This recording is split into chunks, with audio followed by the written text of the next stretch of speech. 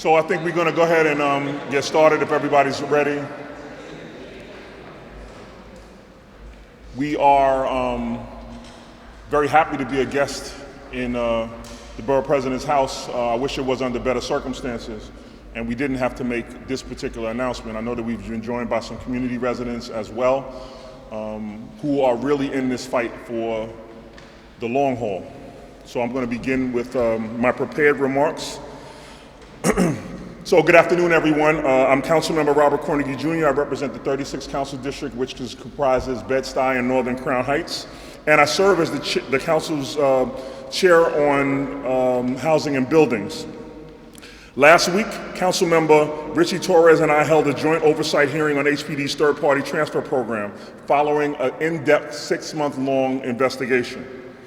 I was unimpressed with the city's response to our questions, and it's clear that there's more work to be done ensuring that the third-party transfer program is meeting its intentions in an equitable and fair way. Given the wide latitude that's granted to HPD on this program and their targeting of Black and brown communities, the program should be subject to a higher level of scrutiny and more council oversight. Just because HPD ultimately foreclosed on 65 of the 420 properties does not mean that they're in the clear or did the right thing. The ends absolutely unequivocally do not justify the means. The investigation and oversight hearing highlighted very troubling elements of the program and the need for wholesale reform. The TPT program, as I'm sure we all know at this point, is meant to transfer the most distressed properties, and I want to emphasize that word, distressed, properties from private ownership to a mission-driven nonprofit to be rehabilitated. This was another endeavor in the city's efforts to combat the disinvestment and abandonment experienced during the 70s and the 80s. However, in the most recent round 10 of the program, half the properties included for review were not statutorily distressed. I repeat, half of the properties in round 10 were not statutorily distressed. 210 out of the 410 properties had a lien to value ratio of below 15%.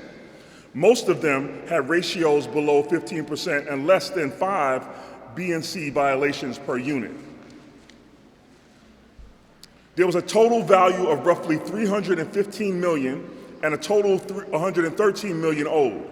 This means there was a difference of $200 million in equity that could have been stripped away from homeowners who get no compensation from the transfer of their property. 33 properties selected had ratios of less than 15% and were not located on the tax blocks with other properties selected for TPT. The tax block requirement included in the program needs to be seriously looked at. According to HPD, they're required to assess the tax block of a property entered into the TPT process to identify other properties that owe money to the city. This creates what's considered a multiplier effect, and may be why 192 properties in Brooklyn and 132 from the Bronx were included in round 10 for review. 50% of the properties included in round 10 were located in only 11 neighborhoods, through Brooklyn, the Bronx, and Manhattan. 32% of those properties were located in my district alone, Bedford-Stuyvesant and Northern Crown Heights. District 36 is ground zero for gentrification. And according to Zillow, home prices in my district have gone up from 200% in the last 8 years. It's incredibly troubling that there were so many properties from Brooklyn and the Bronx included in round 10, and that there were only 10 in Queens and 0 in Staten Island. This didn't raise any red flags? What are the notions held by the city and their perceptions of our borough and our neighborhoods? It didn't alarm anyone that HPD could potentially take 192 properties in Brooklyn while not even including 1 property from Staten Island in round 10? HPD uses the Department of Finance property valuation, which according to City Council's Finance Division, often represents 1/5 of the real estate value. I'm very concerned about HPD's valuation methods because 1 property in Crown Heights included in round 10, HPD valued at $295,000, but that property summarily sold for $8.7 million in 2007. Additionally, they valued a beautiful brownstone in Crown Heights at $370,000. when sales in that area indicate a market value closer to at least $1.5 million. A 39-unit building in Crown Heights was valued at $1.3 million. In a gentrifying area, it's likely that that's grossly undervalued. I want to make sure that we're paying special attention to HDFCs caught up in this process. These are properties once sold to economically vulnerable New Yorkers to provide affordable housing, homeownership opportunities. Holding shares in an HDFC is the only opportunity for homeownership for many low and moderate income New Yorkers. Instead of stripping ownership and making owners tenants, HPD ought to make investments in strengthening HDFCs, making sure they have the resources needed for success and solvency. I've agreed to serve as co-chair on a TPT working group with HPD Commissioner Luis Carroll. I'm encouraged that the Commissioner has said everything is on the table for negotiations. That's incredibly important. And I'm joining the working group in good faith that we'll find an equitable and fair solution, but I'm optimistic about that. I've proposed 2 bills to address what I see as fundamental flaws in the program and have submitted requests for 2 other bills to be drafted. First, Intro 1594 would increase the threshold that qualifies a property for the third-party transfer program from $1,000, which is the threshold it is now, to $100,000. There should be a high bar for a program that should be targeting the city's most distressed properties and for the city to take someone's property without compensating them. Second, Intro 1595 increases transparency in the third-party transfer. The bill would mandate the Department of Finance submit old arrears for any property subject to third-party transfer to each council member. We did not have that data in round 10. Next, a bill being drafted would exempt properties from being foreclosed on unless they're statutorily distressed, unless that's proven that they're statutorily distressed. Another bill would mandate that the third-party transfer program is subject to review and reform every 5 years. One of the things HPD said was that the statute as it is in place allowed them to do all of this legally. That's because that program had not been reviewed in 20 years. So I'm saying that every 5 years, we review the third-party transfer program to make sure care is taken in selection of properties and that the program is meeting the challenges of the time. And in conclusion, in our communities and through Brooklyn, folks are dealing with 3 things that are getting conflated: third-party transfer, deed theft and deed fraud, and the lien sale list is all conspiring to strip Black and brown families of their ability to build equity and build wealth and the ability to transfer it to their children. I'm committed to reforming this program and have a great partner in our borough president.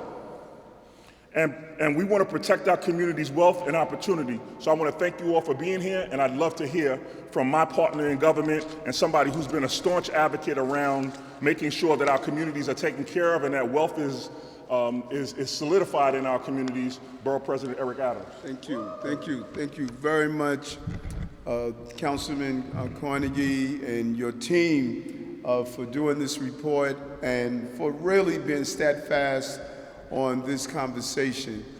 And you cannot help but to feel a level of anger when you talk about the homeless problem and the 3-legged stool that is leading to homelessness or the removal of property, particularly from Black and brown communities and in gentrified areas. The map is remarkable when you really look at it. Wherever our communities are gentrified, you're seeing the 3-legged stool: foreclosures, deed fraud, and TPT. TPT is a governmental program that is licensed to take home ownership from people of color. And we need to be clear on that. It is racist, it is intentional, and I believe there's a potentiality that it is criminal. And for our city, state, and federal investigatory agencies not to come in and do a thorough forensic examination to look at what we are doing to black and brown property owners is malfeasant at best. When you look at the numbers, no houses from Staten Island. Are you telling me there are no distressed properties in Staten Island? Only in our communities are you watching this take place. The equity of 30 and 40 years, to have that equity removed from you because of a $3,000 water bill. Who gets that equity? Are we returning any of the equity to the homeowner? The lack of notifications.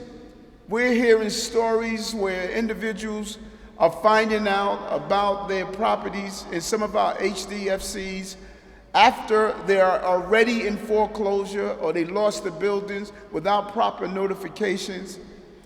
There is a clear conspiracy to remove homes from black and brown people, and we need to call it the way it is and not try to sugarcoat it when we're watching the displacement of our community overnight.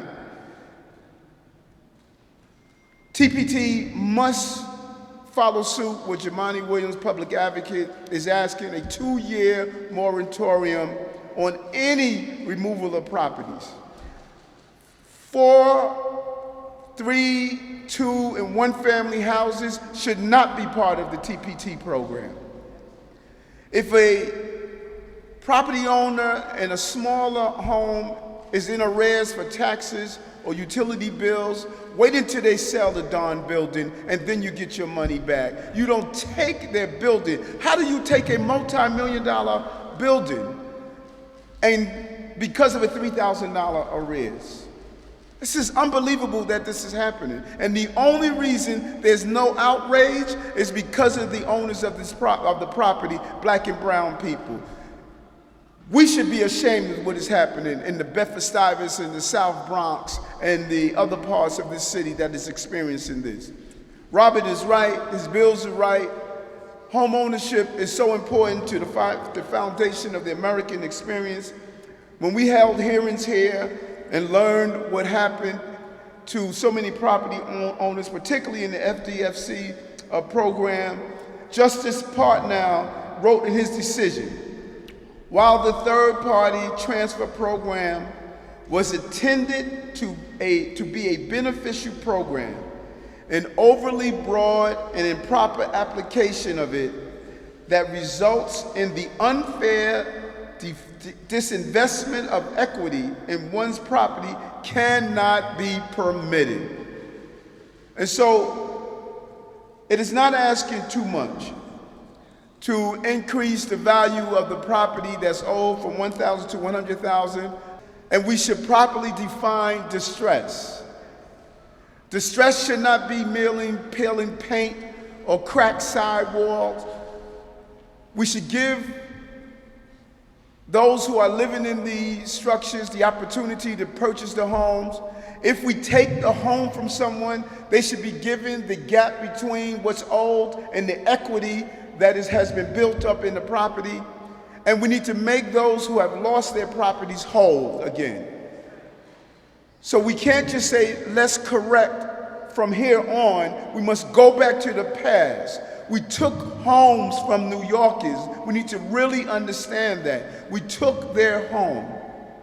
And we need to do everything we can to make them as whole as possible and correct the wrong. But at a minimum, let's put the moratorium, and our city, state, and federal agencies must get involved to investigate this in a real way. All documents should be subpoenaed from every agency involved with a proper forensic analysis to see if there was any wrongdoing. It was improper at least, and it may have been criminal at best, and you can't do it merely by saying we'll do better by holding a task force. I don't want a task force.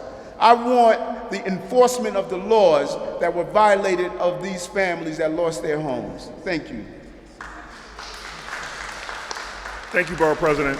Listen, we cannot fall victim to the false narrative that in order to create affordable housing, that we will steal from people their homes and the equity in their homes.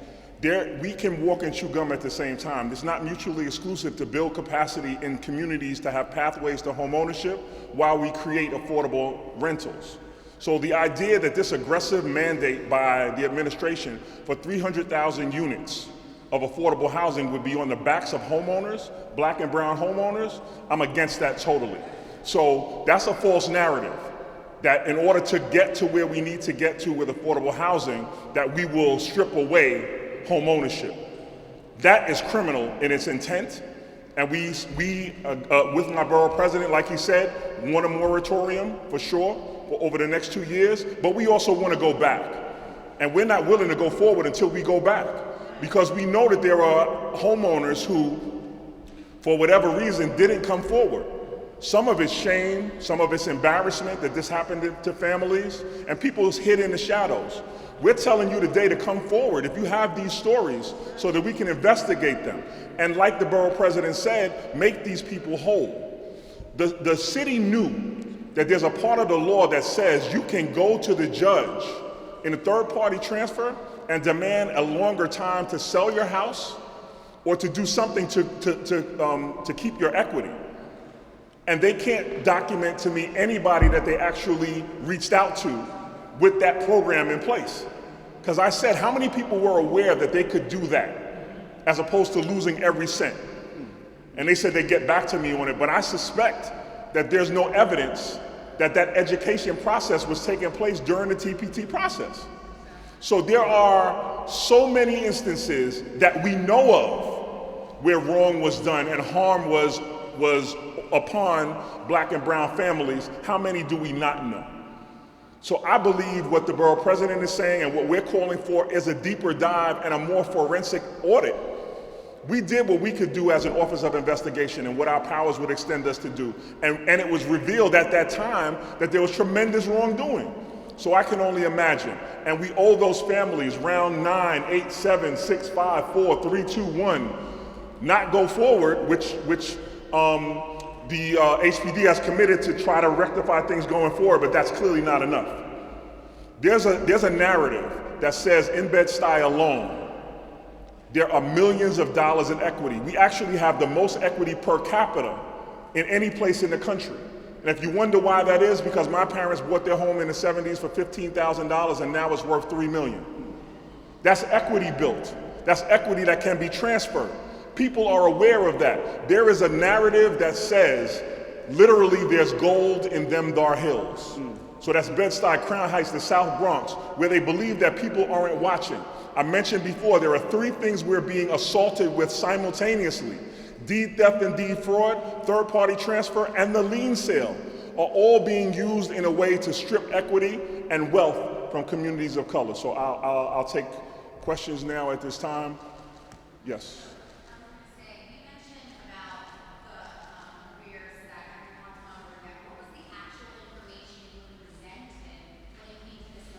We got a list, and the list said these homes, for whatever reason, are a part of third-party transfer. In my office, I have email exchanges where Marlene Saunders' home and 1 or 2 other homes we questioned. So we questioned it in that process, and it still went through. We didn't have the detailed information. That's why I'm calling for that in anything going forward, that we should have how much the loan to value is or the debt to value is. We didn't have that. We just had these properties were distressed, and we didn't even have the right understanding of what distress was. Some people like myself went out to some of these places. Every council member didn't have the luxury or the liberty to do that and understood or had a reasonable expectation that HPD was dealing with us in good faith. No, it was always we'll deliver more information when we get an opportunity to do that, and there was never really a deeper dive done. Again, I gotta be honest with you, there was a reasonable expectation that HPD was dealing with council members fairly and giving us the proper information to help make an assess to make a decision.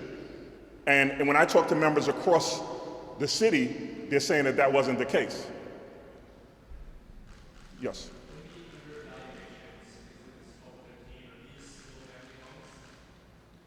Some of them are. It's mixed.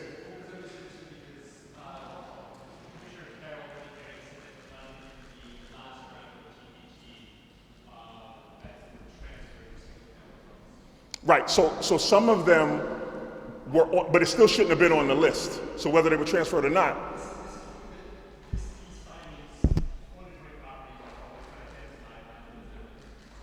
Eddie, can you hear that?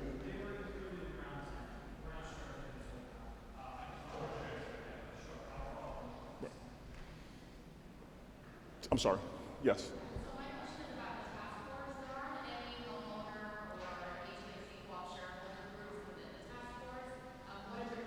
No, we're scrapping that. We're going to make sure that that task force is full with people who have the most to lose and or gain.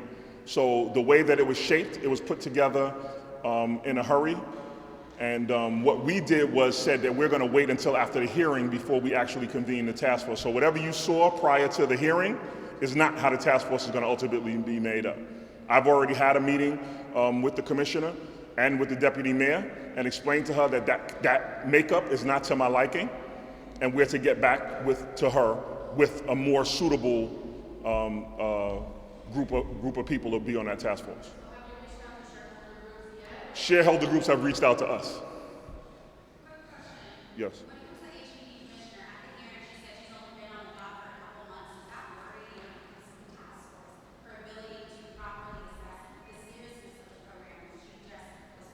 No, because she's been at HPD for years.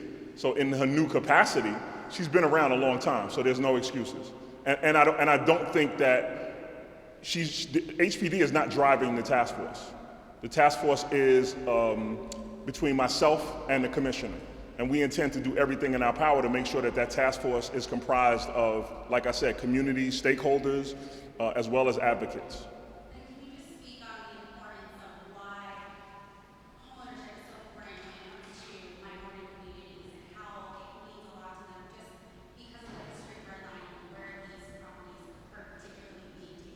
Well, it's very funny because, and I'll let the borough president weigh in on this, but Bedford-Stuyvesant was a place that black people were relegated to being.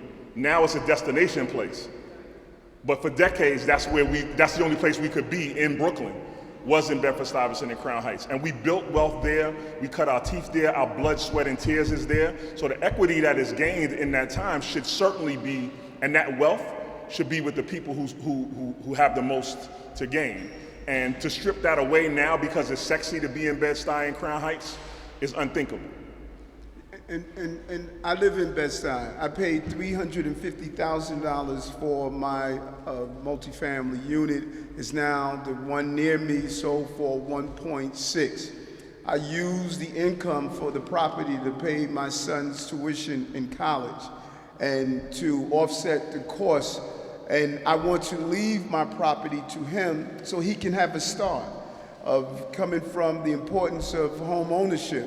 And sometimes we forget that these families here, when you look at home ownership, that is the cornerstone of black and brown wealth. You know, outside of home ownership, that wealth is not there. We are not trust fund babies. You know, all we have are the homes that we live in. And that is why what I'm calling for is not merely someone to look at this to see, is there an administrative error? No. I want us to look at text messages. I want us to look at relationships with people who actually got the property. I want us to see if there's a line that there's something diabolical that's taking place. I want a thorough civil and criminal investigation into what happened. When you look at the gap, the number was close to $152 million in asset was taken through the program for close to, I believe it was $3 or $4 million that was owed. Look at that number. Something is not right. And then when you look at where it has occurred, look at the map, overlay gentrification, overlay the TPT program, and you see this unbelievable map that the same places where black and brown people live, the same places that are being gentrified, are the same places where housing was lost. So the equity that's built up into my property, if someone comes to me and say, Eric, you owe $3,000 in a water bill, we're going to take your property, forget about the $1.6 million or the $1.4 million that you built up. We're going to take that also and give it to a developer under the guise of doing affordable housing. So now you go from homeowner to be homeless. And then we talk about we're fighting the homeless problem. Let's stop this. This is what is happening here is criminal to what has happened to these families, and this must be acknowledged. It is racist, and the city participated in this racism, and I don't want to hear them talking about that, oh, we made an administrative error. I believe it's an administrative error when the feds come in and do a thorough investigation and take every document that is part of this and look at the cross relationship. Something stinks in what has happened in this program.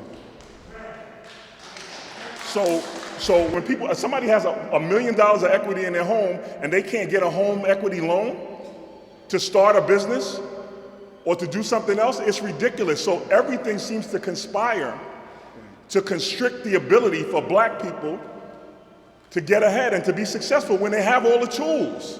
So you have the tools, you're doing what you're told to do, you're building equity in your home, you're making the repairs necessary, and then the city comes along and is complicit in the taking of your property, and then the banks tell you that they won't lend to you, and that, it's enough already. Enough is enough. We've said it before. We had the first audit.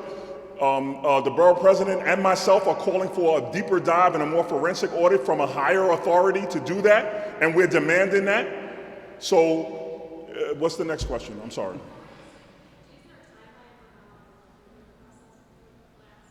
No, but it's going to be expedited because we already know the answers. So right now, the working group is not convened to produce another report. It's convened to produce recommendations that I can put into policy and legislation so that we can move forward in a way that protects black and brown home ownership.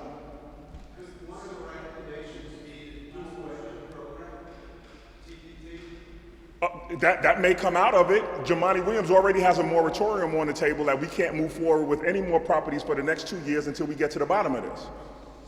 So a recommendation of dismantling the program, absolutely that could come out of that. Everything's on the table. That's the only thing, with all due respect to the commissioner, that I appreciated her saying. That this process in the task force process, everything is on the table, nothing is non-negotiable. And if we get to a place that that's the best thing that we can do for the city of New York, I guarantee you that we're going to push for that. Yeah. Thank you.